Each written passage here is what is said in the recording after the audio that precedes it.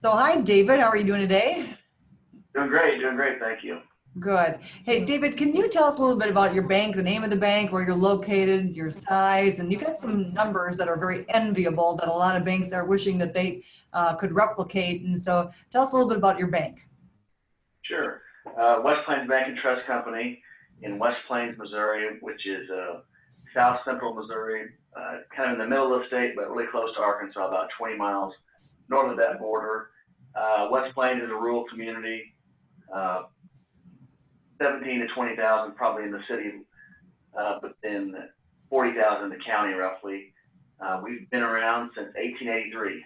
That's the same year the railroad came to town, and that was when commerce kind of started, so they decided they needed a bank. So some folks formed a bank, and we've been here ever since. Right now, we're about 365 million in assets.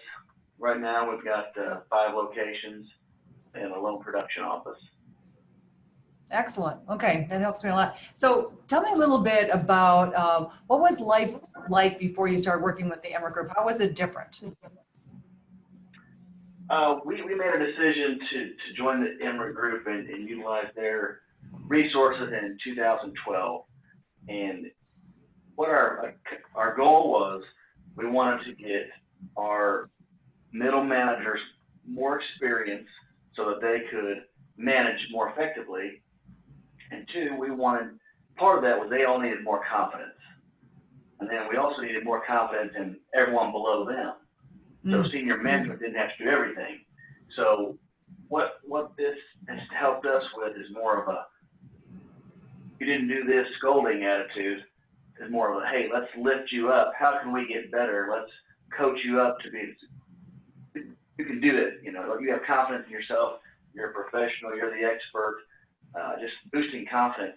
And that is what, that to me, the confidence boost has let us do what we want to do and get to where we are. That, and then the other aspect of that is just part of that is changing the culture.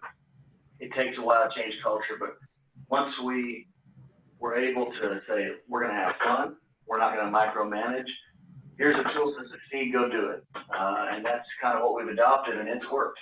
Well, you have really enviable numbers, that's for sure. So there were probably some hesitations before you started to work with our team. Tell me a little bit about when you were looking at this, why wouldn't you have done it? You probably had some concerns. Oh, there's always going to be some folks that say it costs too much. You know, that's always something you got to worry about. But we looked at, all right, we got to change this place, or we were in a good position. So we had great numbers before, but we wanted to get better. We did not want the status quo. We said, let's keep going, and this seemed like a good fit for us, and it has been. You know, when it first kicked off, there's some folks that don't know what happened. You know, they say, what's going on here? The folks that did that probably aren't here anymore.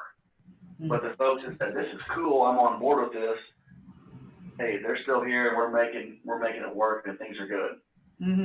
So what are some of the changes, David, that you made that helped you better hit your goals? The changes, you know, it's one of the culture. I refer to culture a lot, and you can't put dollars and cents on culture, I don't think. You either have it or you don't. And I think we have. I think just the attitude of people liking to be at work, enjoying what they do, and we've hired people from other banks, and they all say, I can't believe how helpful everyone is here. We try to help each other. And so that team first attitude, I think, has really helped. And that's been a change we've made, and that's worked pretty well.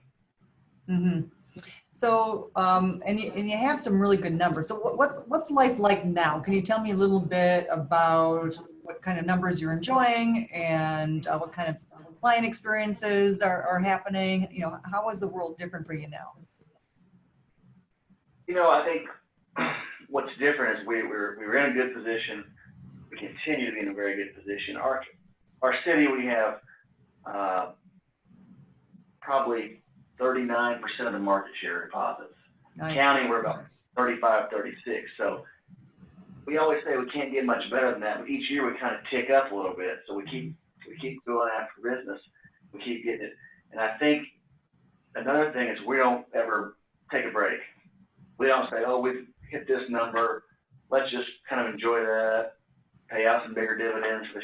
numbers.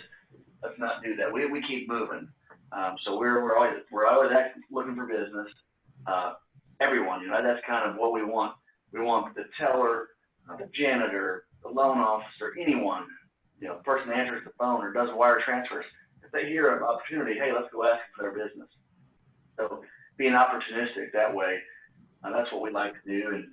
And our numbers, we still need to drive our efficiency ratio down. We're about 55%, but I think we need to be 50% or under. So that's a goal.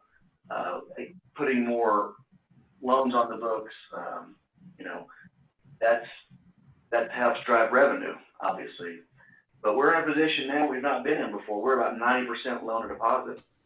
We were always, if had a lot of loans, we were about 75 to 80%. Now we've got a nice position to be in, so we can pick and choose a little more, which is nice.